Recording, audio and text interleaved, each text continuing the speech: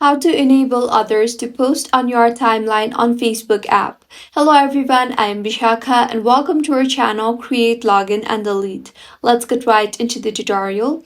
In order to enable others to post on your timeline on Facebook, firstly open the Facebook application on your device and go straight to the menu tab. Here, scroll down to the bottom and you will see the option for settings and privacy. Tap on that and then tap on settings.